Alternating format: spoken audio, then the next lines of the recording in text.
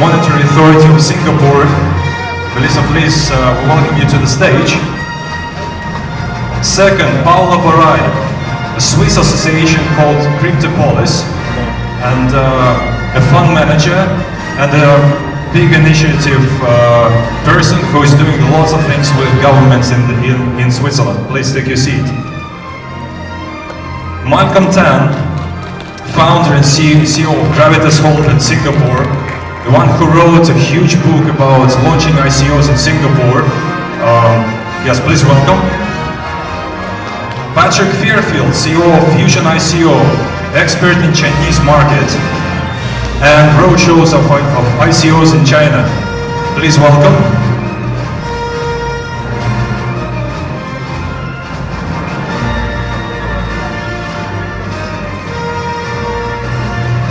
And I don't know if Ilias is here. Can anybody help me? Yes, we're expecting Ilias to arrive from one of the negotiations. This is the lawyer of Alexander Vinnik. Most of you know him. The one who is detained right now in Greece. So we're expecting Ilias to arrive hopefully after the traffic jams are over. And then at the second part of our panel, we're going to have a few connections from abroad. Some of the partners that are going to be speaking from FINMA, from SEC, US, and other several partners. Guys, thank you very much, first of all, to come to Russia, and hope that your jet lag would not influence our talk now. The first thing I would want to ask you is, I mean, you always go through like very easy questions, right? The ICOs, what is going to be the price of Bitcoin, or whatever else. Now, within your areas, within your countries, do you know some of the most tricky areas which you would absolutely advise not to go to because they're very, very strict and very, very dangerous and can end up exactly, you know, the way that was happening to Alexander Vinnik? You can go to jail pretty much. What are those areas, if any? What would you advise not to do in the crypto market? Yeah, we could start with you, Paolo. Okay.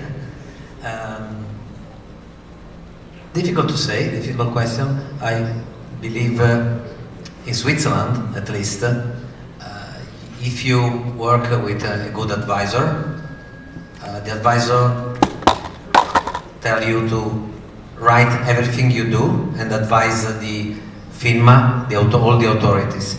If you do that, you avoid the big problems. In the Tezos story, FINMA was not involved, and when it was involved, the problem came out. So the most important thing is to be honest with the authorities. So to get an approval from FINMA, if you don't get it, you're on even yourself, if right? you have not received yet, it's important to advise them, and not sending a letter from your mother, but just go through a good law firm or advisor. Thank you. Malcolm? From a Singapore perspective, MES has issued an advisory saying that every ICO should get their own independent legal advice. So that's absolutely necessary right now. From a general perspective, whether it's Singapore or anywhere in the world, basically your white paper is your promise to the world. It's your contract. So you cannot be deceptive. You cannot lie in it. Because whatever you state in your white paper on your website is the promise that the public has against you. So if it's untrue, they have a right against you. And that's where you see a lot of problems, because some founders don't really do anything that they promised, right? Then they will get in big trouble. But they're also saying that it's not within the legal framework, right? I mean, okay, I wrote whatever I wrote, it's not a contract, so what can you do, right? Definitely it's a representation to the outside world. So those who think that the white paper is not valid, then they are wrong, right? It's definitely valid because it's your contract with your investors. I see, thank you. Melissa, any words on your practice? Well, I used to be from the MES, the compliance and in capital markets and intermediaries. So in this sector where there is some tricky areas in securities, so that is the area which MES as a financial regulator would look out for. If you market yourself or the ICO too much, such that you sort of promise the investor saying they'll get dividends or returns, then you will need a license for that, and you would have to go through the white paper would turn into a prospectus, and you have to get everything regulated. You'll fall under the traditional model of securities. Thank you. Patrick, everybody knows ICO is like, China is about what, 70% of the total market in cryptocurrency, and yet for everybody it's like, it's a black box, right? You don't know what's happening there. The projects that are raising money there, you never hear of them. If you want to raise money from China, who to talk to? I mean, where do you violate rules? And how is it working there? So first, let me just kind of make a point though. I think people make ICO way too complicated. My original comment was going to be, ICO is a way to raise funds, it's investment. So if you're going to go into any marketplace and try to think that because you're involving blockchain, or I think in 2018 we'll see ICOs with no blockchain, that just want to use ICO as investment, and they're just kind of like surfing on the latest wave. So if you don't look at it like create something new and innovative as a new business model, just because you're doing an ICO, I would say you're going to get in trouble if you're trying to make a whole new business model, and then you ignore, like Malcolm was saying, like the law. I mean, get good legal advice. I've been in China for 24 years. So for me, I often hear foreigners, us, saying that China is so complicated. China is just completely different than the West. So the biggest problem in China, doing business is difficult. The way you do business in China is 100% different. And if you think, I'm American, I lived in Europe 5 years, I speak 5 languages. If you think that you're going to be a foreigner going to China and teach Chinese how to do business your way, you're going to lose all your money. So doing ICOs in China, it's a lot like drugs used to be in Europe. You could, in Switzerland, you could use drugs if you're in some certain areas, but you couldn't sell drugs, which is, how do you get the drugs to use them? Yeah, that's the illegal part. So in China, Chinese people can buy crypto, and they can take certain crypto assets and invest into ICOs. That is legal for Chinese people. It is illegal to go to China and sell ICO. So it's just kind of that drug kind of analogy. It's fine for them to invest in your project. It's not like American citizens and all the stupid SEC related stuff. It's just you have to find somebody that understands how to do the illegal bit, and that's me. That's what we do at Fusion ICO. So. All right, but if we go into a little bit more details, I mean, the answer, the question, of course, is to everybody. What would be the practices that you would absolutely advise to avoid? Like, never do this. What would be like your... First of all, never name your company Fusion ICO. It's not that big of a deal to say ICO. It's not that big of a deal in WeChat to say ICO. The thing that you would not want to do is publicly try to go to an event and say, please invest in our ICO. The way to get around it, talk about your blockchain investment, and try to make it look like a normal investment, as opposed to coin for coin exchange. That's the biggest no-no. Thank you. Welcome. Just to add to that, I've also done the same thing. In China, it's a big no-no to say ICO. Anything except C. So they replace it with I something O, right? But just no ICO. Yeah. Got it, okay.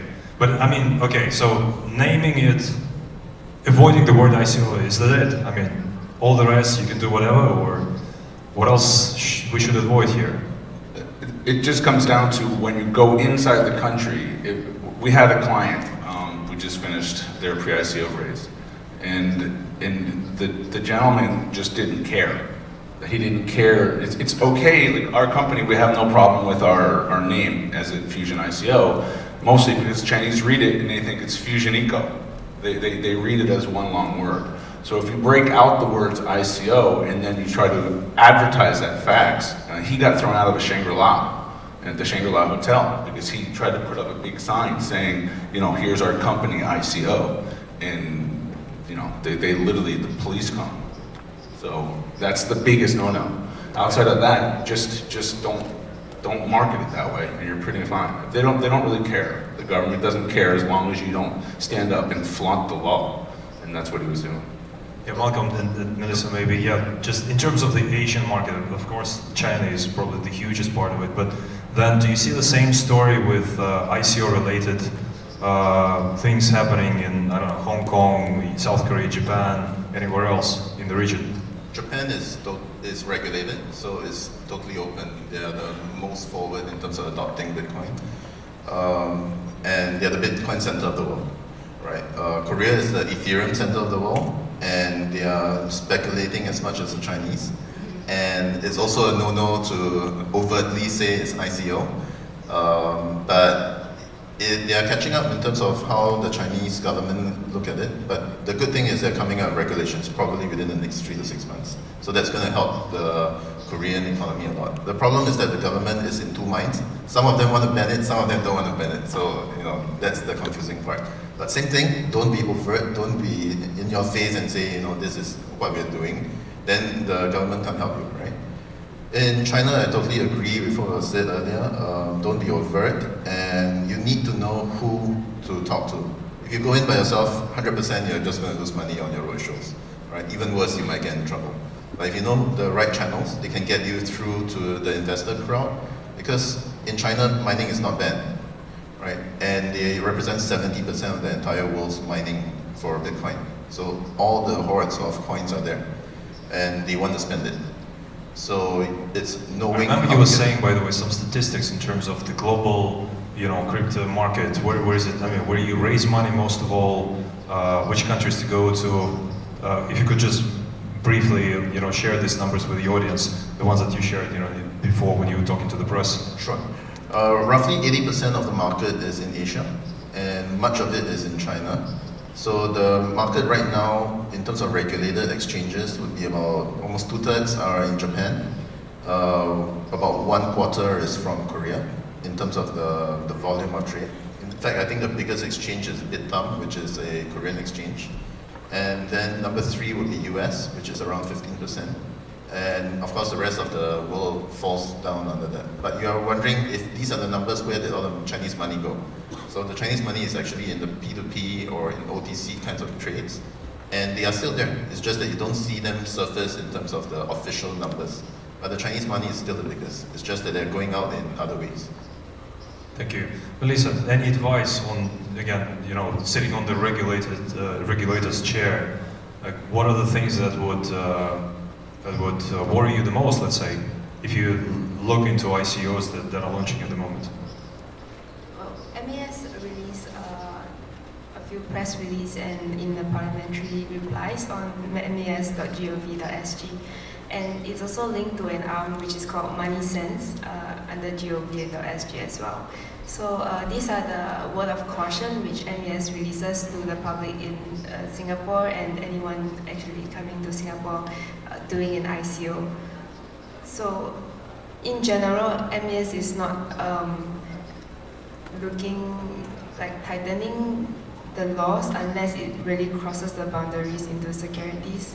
But they are, as a financial regulator, they are in the, you know, wanting to keep in the general gambit of maintaining their stance as a financial regulator, and that would keep them on the lookout for companies that tend to market their tokens as a security, promising dividends, promising investments, or if they hold seminars and say you get X% of returns out of this ICO, then that would set a red alert to MES. And as well, not only MES is looking at the regulatories, the Commercial Affairs Department and the police force is also looking at this because because of the anonymous nature of cryptocurrencies, so they are also looking at payment solutions for cryptocurrencies in that sense.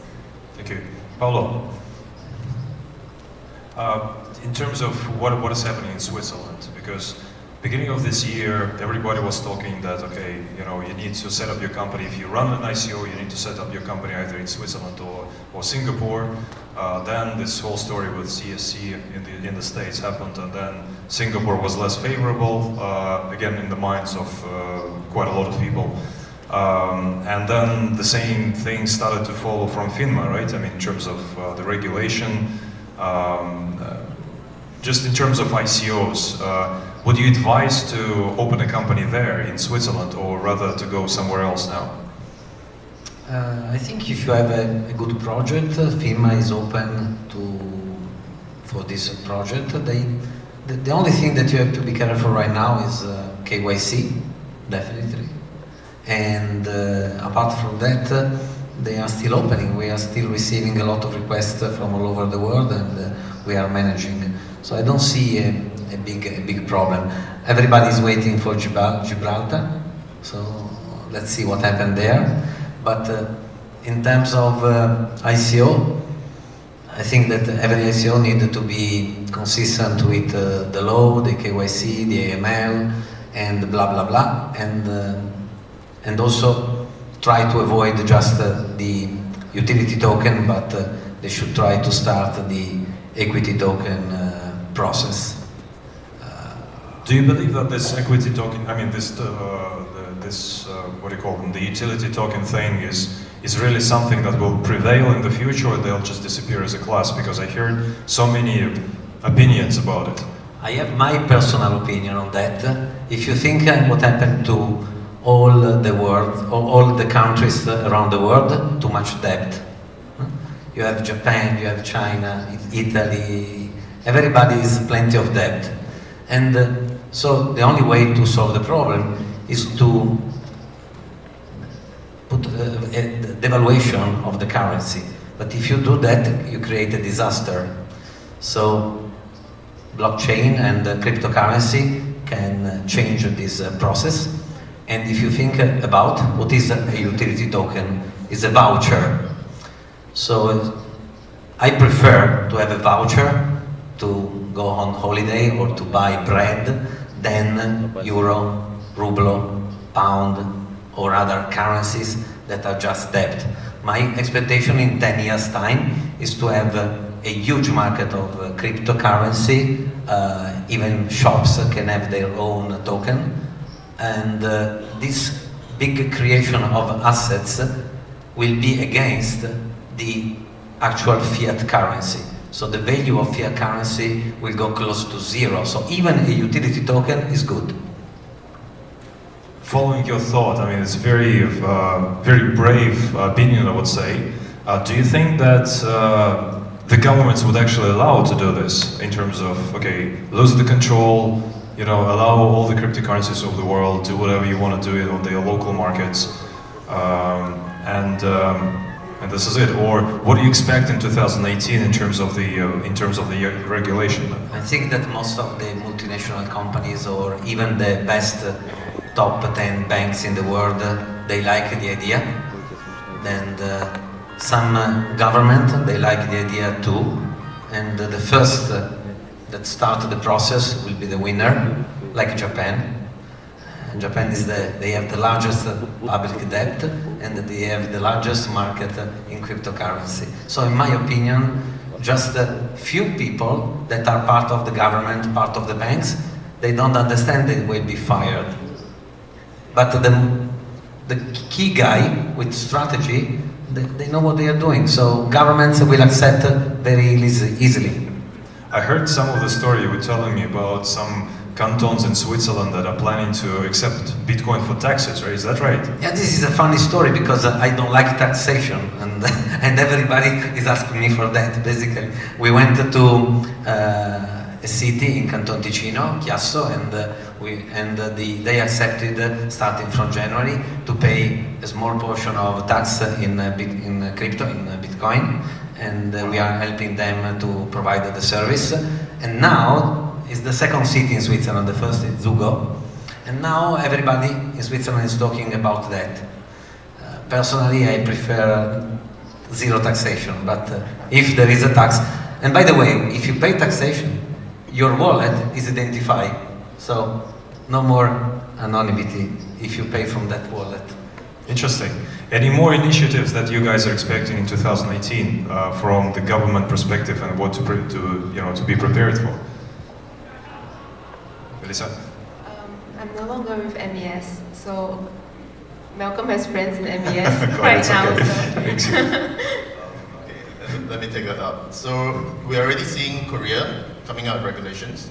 It's come out with a 6-point regulatory framework for exchanges. I think that's fantastic. They are going to catch up with the Japanese market. Singapore is definitely going to follow the same path. It has already come up with a payments gateway or payments framework. So Singapore is going to have 3 payments licenses. That's going to be very similar to the Japanese market because the Japanese market is regulated through the payments framework as well. So Singapore probably will catch up within the next 3 to 6 months and become fully regulated. What I see in Asia at least is that usually governments will announce that something will happen within 6 months.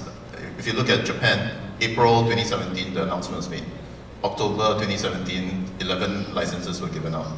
If you look at Singapore last year, in 2016, there was a crowdfunding framework announced in July. By December, the first licenses were awarded for normal crowdfunding.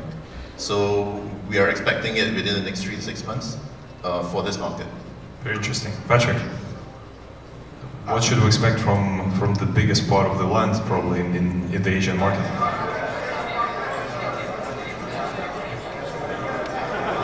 Yeah, that's a pretty good answer. We have somebody connecting to us now. You know, from what I see in China... Can you turn it off, please? Thank you. Yeah, we're expecting a connection from some of our also panel people from CSC and FINMA a little bit later, and then from Ireland as well. So I guess once we're round up now, we'll let you go and then have our people speak from the screen then. So Patrick, sorry for stealing your word. So what I would say about China is it's really hard to get a grasp of the government's actions. It's not as straightforward. Singapore is a great model with 20% of the world's population. The way they manage, it's much more behind closed doors and much more kind of internal deliberation. The biggest problem that they have is the education gap, especially on something so cutting edge as just the concept of blockchain alone without even a currency relationship is a challenge. And then they're managing such a large population that's mostly uneducated. If you talk about the average education, my mother-in-law, she finished 3rd grade, 9 years old, and she's from the countryside, and there's about 800 million people that fall into that category, very low level of education. So when you then find out that the Chinese business model for hundreds of years has basically been copy other people's businesses and then just try to do it cheaper. And so that's really how lots of the scam ICOs last year just essentially stole hundreds and hundreds of billions of dollars, hundreds and hundreds of millions of dollars from these hundreds of millions of people. So that's really the motivation behind, making ICOs illegal. They sort of shut down the crypto exchanges. So I think they'll come out in the first 2 quarters of next year with some sort of model which will allow individuals to do an ICO. I don't think it will be very successful. Most of my clients, I won't accept a Chinese tech company at this point because you don't know if it's the government doing a sting, and I don't want to get thrown out of the country. So I think that'll be the first 2 quarters next year where they'll try to allow some formalization process. Thank you very much, gentlemen and lady. I guess you could take your seats at the moment of what we want to do. Thank you very much. And we're connecting now to our speakers from the Skype. Who's the first we have there?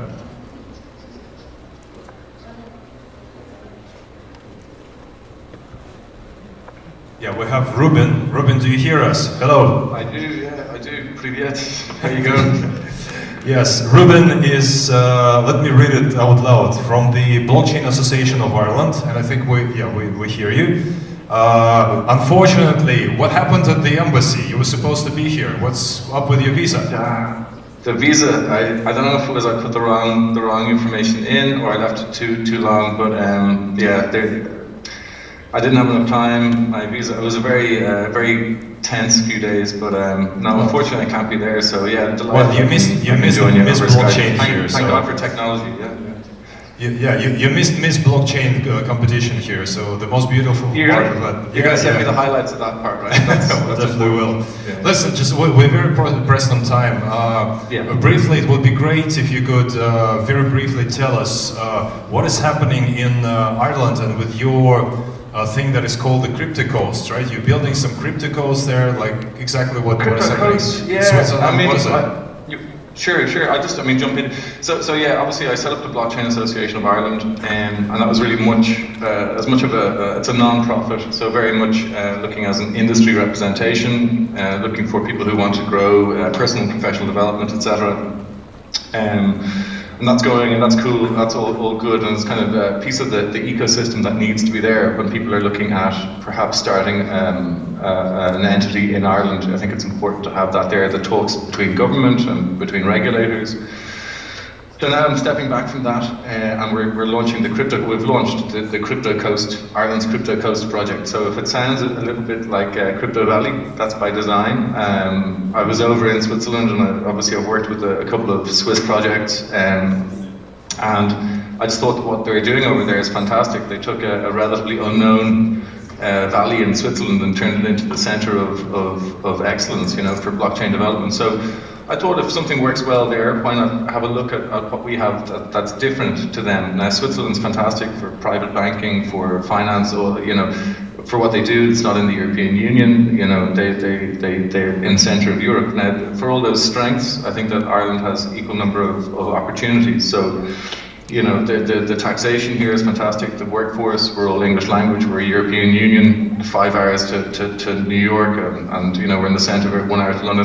So in terms of there's a lot going for Ireland, and we just wanted to give people an easy access point.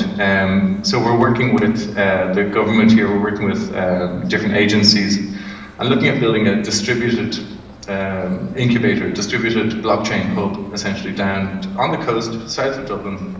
So smaller towns, who do you expect to actually, what do you need for this, how can you help? Like anybody who is launching their projects, or the investors, or blockchain developers, or what is it for? Yeah.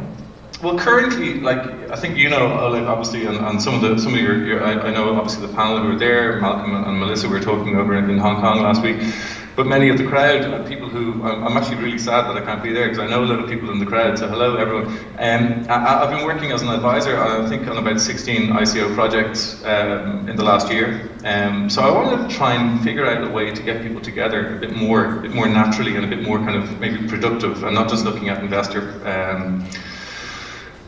kind of speed dating, or or doing these. So I'm going to invite existing customers, and we'll invite new customers to come over and spend some time out here, to grow their network, and to look at sort of what talent is available, but to really kind of to come out and like I say, work in the incubator, grow their network, grow their skill sets, and sort of see what Ireland can offer to their project.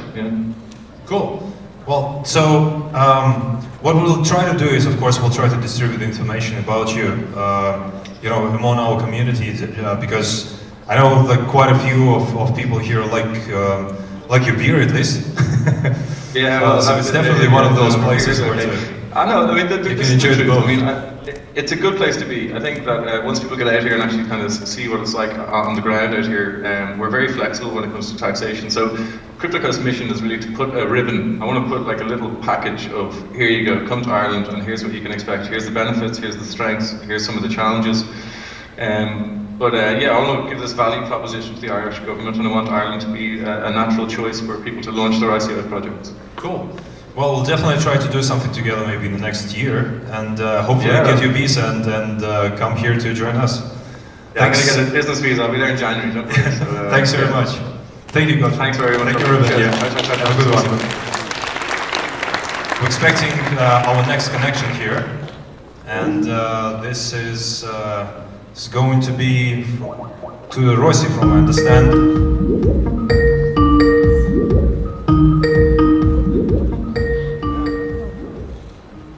Я не знаю, что я должен делать, возможно, танцевать.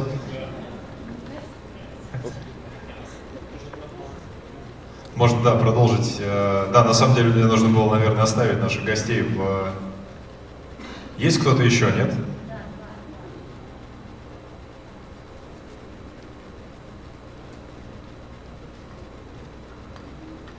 Время идет. Hello. Hello. Hello. Yes, hello, Tutu. Yes. Yeah, we'd like to welcome, please, with our audience, and yeah, if our team can now show the audience to you, you could see there's a few hundred people sitting here. How could I present you?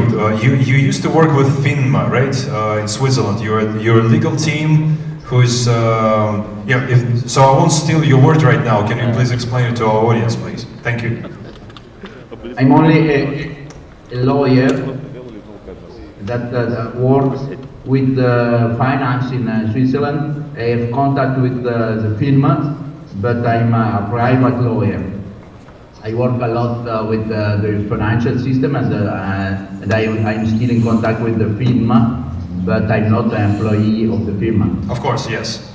Now, dealing with FINMA, dealing with requests that are coming from your clients, what are the most, most frequent requests that you get at the moment? Maybe some of them related to blockchain or launching a company or whatever.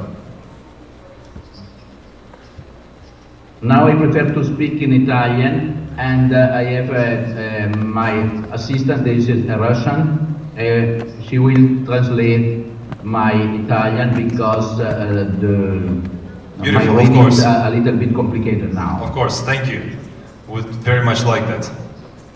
So yeah, if you could please translate the question. The question I understand very well. Bisogna cominciare dal fatto per capire che cos'è la FINMA. Прежде всего нужно понять, что такое FINMA перед тем, как что спрашивает клиент. Можно вас чуть-чуть погромче, если... Да. Спасибо большое.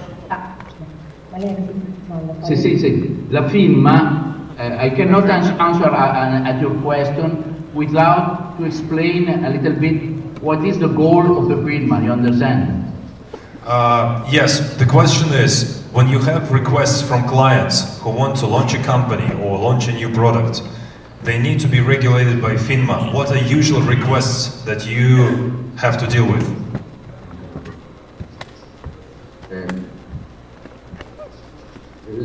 La domanda che i clienti mi fanno regolarmente è quella se possono esercitare un'attività di raccolta fondi tramite Bitcoin liberamente o se necessitano di una autorizzazione FINMA.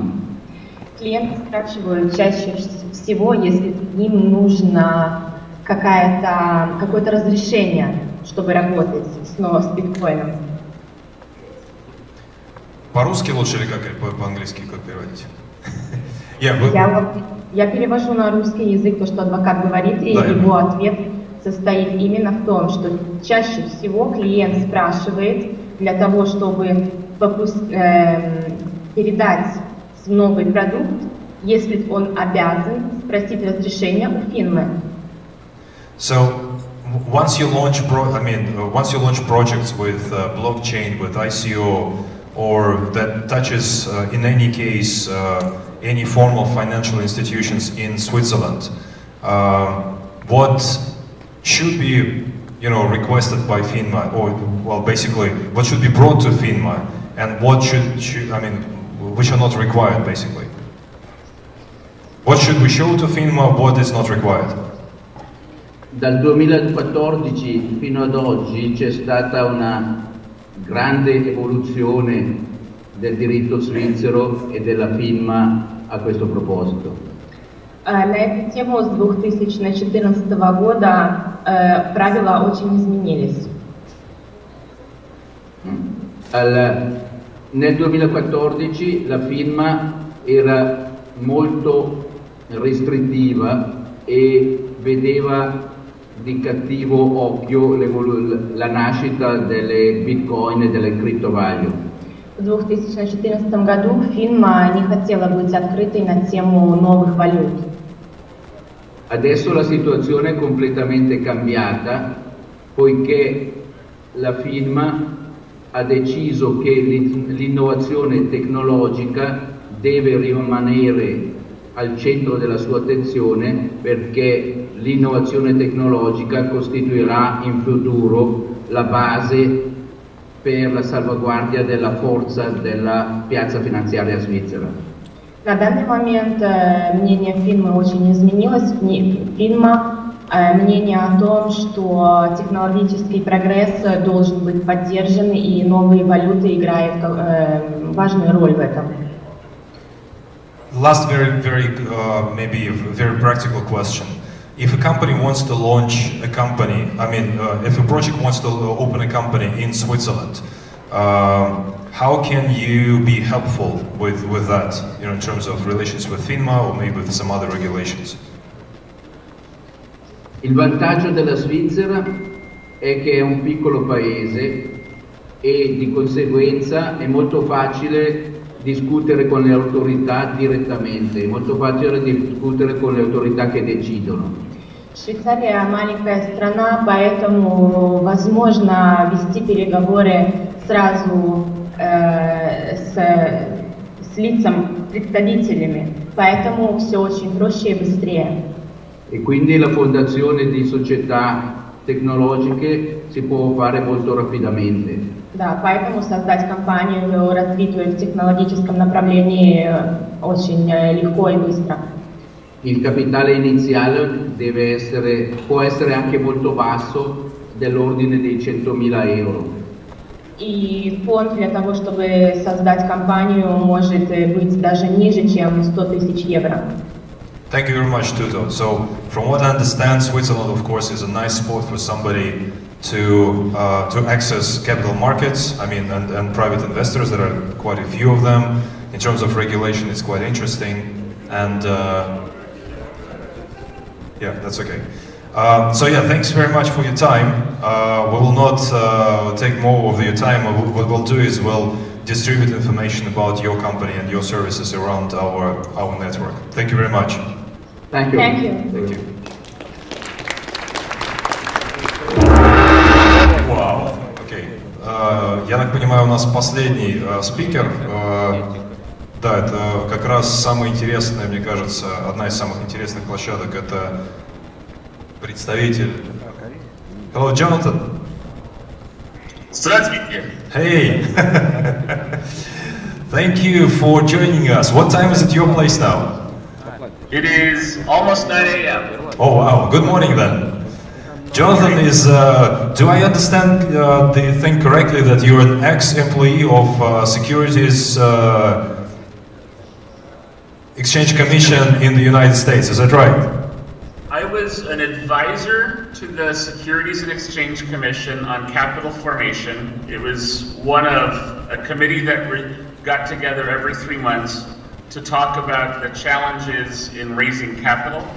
And we dealt a lot with securities laws, we dealt a lot with issues of liquidities, challenges that companies actually have, accredited investor definitions, that sort of thing.